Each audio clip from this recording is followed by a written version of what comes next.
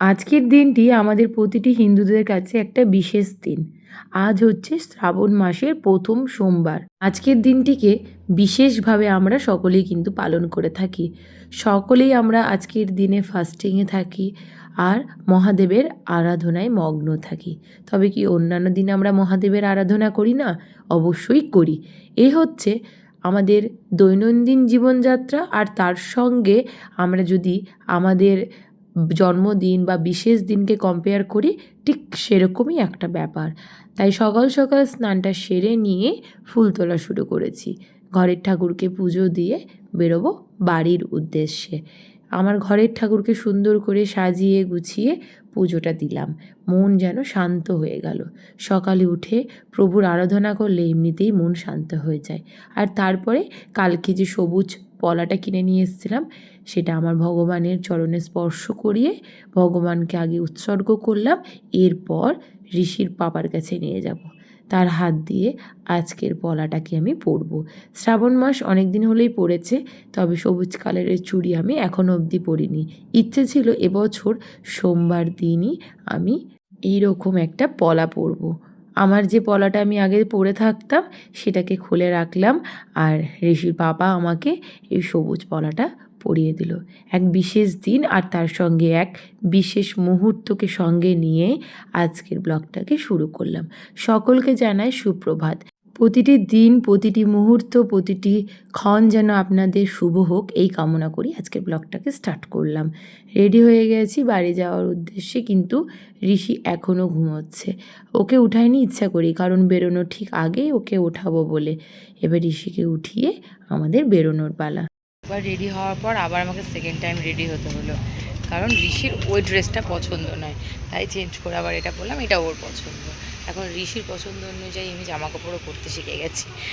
কোথাও গেলে পরে সে খুব সুন্দর করে জামা কাপড় আমাকে পছন্দ করে যায় কোনটা পরে যাব।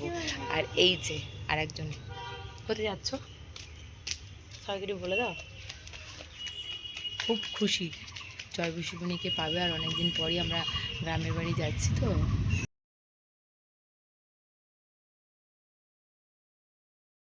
সকাল সকাল বাড়ি যেতে ভীষণ আমার ভালো লাগে, কারণ প্রকৃতির প্রকৃত সৌন্দর্যটাকে উপভোগ করতে করতে যাওয়া যায়। আজকে এখন আমরা চললাম স্কোয়ার ফিল্ডের পাশে দিয়ে। এই সকাল আর সন্ধে দেখি মাঠ ভরে থাকে প্রতিটি মানুষের ওয়ার্কআউট দিয়ে। প্রতিটি মানুষই তাদের নিজেদের শরীরচর্চা নিয়ে ব্যস্ত। এইসব দেখতে দেখতে যেতে বেশ ভালো লাগছে। তারপরে এসে পৌঁছালাম ব্রিজের ওপরে। দুই ধার জলে জলে মগ্ন। যদিও এখন শ্রাবণ মাস বলে জল যেন উপচে পড়ছে, আর ঠান্ডা একটা আবহাওয়া, বেশ মিষ্টি হাওয়া দিচ্ছে। মন তো প্রফুল্ল হয়ে উঠেছে। এরপরই চলে আসলাম খাঁকা করা এক পরিবেশ। চারিদিকে গাছপালা রয়েছে, তবে খুবই কম। যেহেতু হাই রোডের ওপর, তাই গাছপালার পরিমাণ নাই বললেই চলে। আবার আসলাম দুদিকে ঘেরা গাছপালা, মানে সবুজ অরণ্যের ভিতর দিয়ে যেন চললাম। দুদিকের গাছ যেন রাস্তাকে ছাউনি বানিয়ে রেখেছে। কি অপূর্ব শোভা দেখুন! যত দূরই যায় না যেন গাছের শোভা যেন বৃদ্ধি হয়েই চলল। আর এই জায়গাটা তো আরও সুন্দর। দুই ধারে রয়েছে ঘন জঙ্গল, আর মাঝখানে রয়েছে গাছের ছাউনি। এরপর আমরা আসলাম বন্যার মাঝে। কিছুদিন আগে তো প্রচণ্ড বৃষ্টি হয়েছে। এই হচ্ছে বসিয়ার বিল, যেখানে প্রচণ্ড বৃষ্টি হলে পরে বিলে জল জমে যায় আর বন্যার রূপ নেয়। আর এখানে কিন্তু বেশ ছোট ছোট মাছ, কাঁকড়া এইসবও পাওয়া যায়। আর বাড়ি আসতে বেশিক্ষণ দেরি নেই।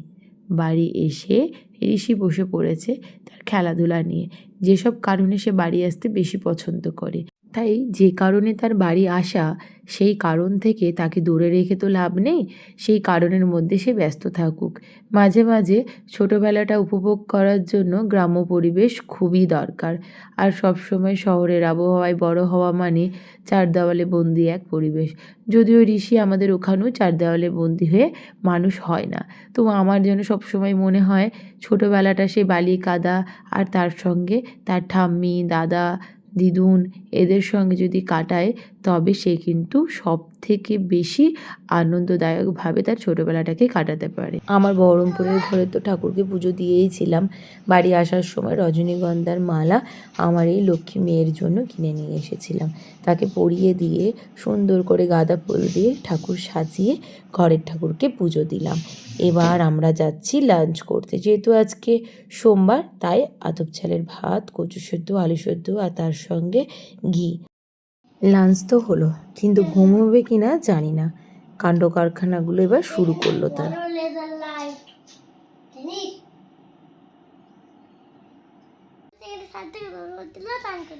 বাহ, এটা কি? এটা আবার কি?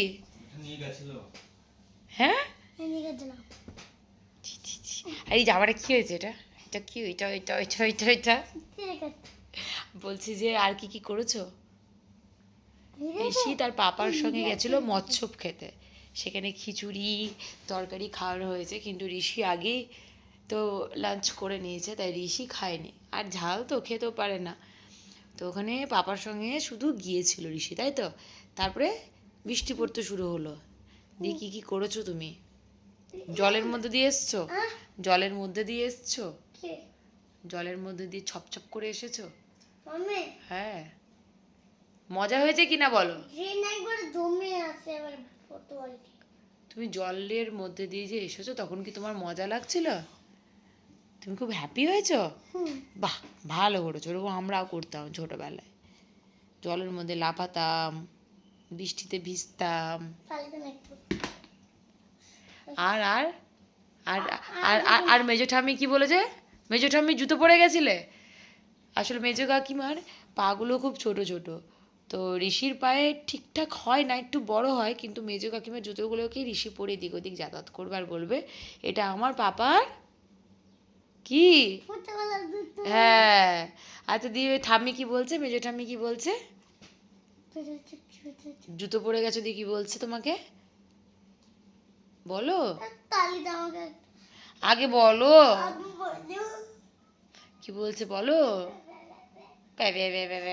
বদমাশি করছে গো। কি বলছে? জুতো চাইছিল নাকি মেজো ঠাম্মি? চাইনি?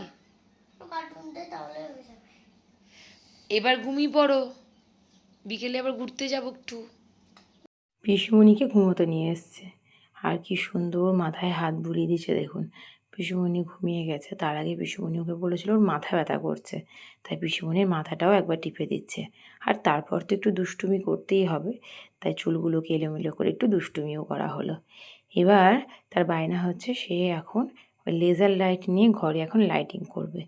তো এই সব কিছুর মাঝে পিসুমণি কিন্তু জেগে উঠছে না, কারণ আজকে খুবই সে ক্লান্ত। ঋষির এই ছোট্ট পিসিমণিও আজকে শিবের উপোস করেছিল। আর এদিকে পাপার ওপরে কীরকম মাসাজ চলছে দেখুন। এই সব কিছুকে সঙ্গে নিয়ে আজকের ব্লগটাকে এখানেই এন্ড করে